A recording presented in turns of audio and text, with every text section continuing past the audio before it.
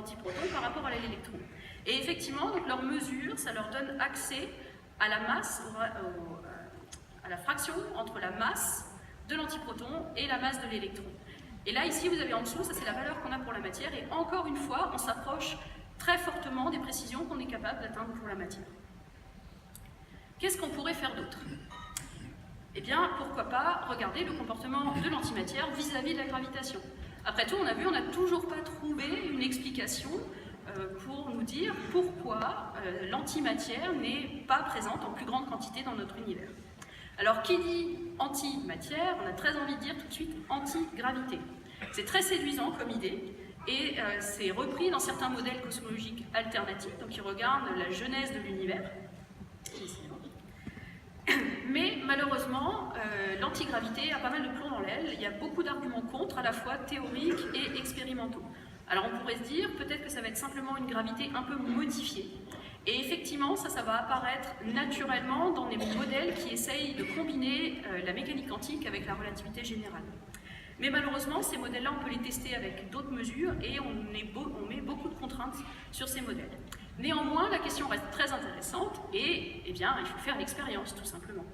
Donc, on a au CERN, actuellement, 3 expériences qui vont exploiter la même idée, c'est de se dire, voilà, si on veut faire une expérience qui implique la gravitation pour l'antimatière, qu'est-ce qui est le plus simple? C'est de se dire, voilà, on est sur Terre, il y a le champ de gravité de la Terre, et bien on va l'utiliser, et on va faire tomber de l'antihydrogène. On va faire une expérience de chute libre. Alors là, je vais faire appel à vos souvenirs.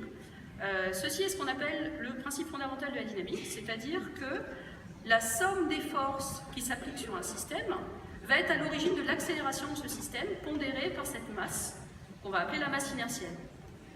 Si vous n'avez que le poids qui s'applique sur votre système, donc que la force est égale à la masse gravitationnelle fois l'accélération de la pesanteur terrestre, eh bien ce qu'on a appris à faire, c'est de supprimer ces masses. Mais qui vous a dit que vous pouvez le faire?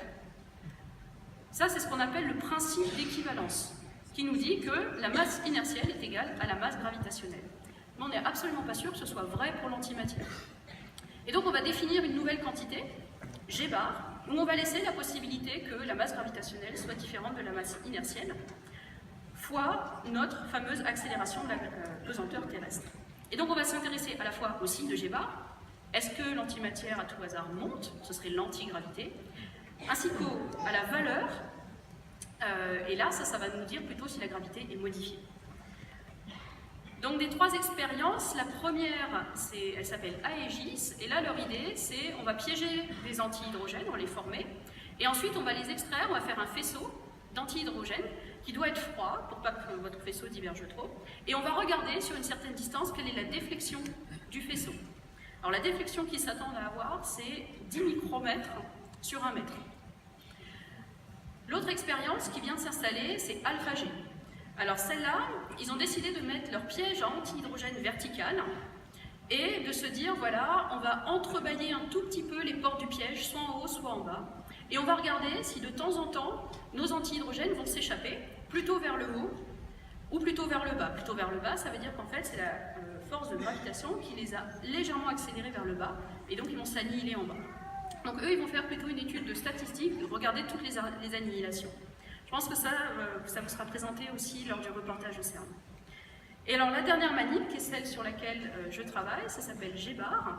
Et là, c'est un peu différent, on s'est dit, ce qu'on veut, c'est avoir de l'antihydrogène, mais qui ne bouge pas, mais vraiment pratiquement pas.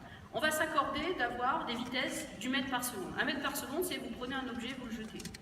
C'est ça la vitesse. À comparer, quand on reçoit les antiprotons du décélérateur ELENA, ils font 4400 km par seconde. Donc il faut ralentir énormément. Et donc ce qu'on va faire, c'est qu'on va se dire, on va créer une nouvelle espèce. Pas de l'antihydrogène parce que c'est compliqué à refroidir. On va faire une nouvelle espèce chargée, cet antihydrogène plus. Et puis on va lui créer son congélateur dédié. Et ça va être d'utiliser le fait qu'on peut refroidir de la matière avec des lasers. Et là, on peut atteindre des températures encore plus froides. Et donc, ce que vous avez en photo, eh bien, ça, ce sont des ions. Alors, en l'occurrence, c'est du beryllium qui a été refroidi par laser, donc il ne bouge plus. Et vous avez là un trou en son centre de ce qu'on appelle un cristal. Actuellement, là ici, il y a une molécule d'antihydrogène, mais à terme, ce qu'on aura à la place, ça va être notre fameux ion d'antimatière. Et ça va le refroidir. Il ne reste plus qu'à retomber sur l'atome neutre pour faire notre expérience dessus.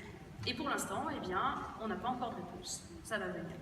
Donc, en conclusion, retenez que le CERN actuellement, c'est le seul fournisseur au monde d'antiprotons lents pour des expériences, qu'on est capable de piéger l'antimatière, qu'on est capable d'en faire en grande quantité et de la garder longtemps, que les tests qu'on fait actuellement, eh bien, ils sont extrêmement précis et on est capable de faire à peu près la même précision sur la matière que sur l'antimatière. Et que bientôt, eh bien, on aura aussi une réponse quel est le comportement, sur la question quel est le comportement de l'antimatière vis-à-vis de la gravitation.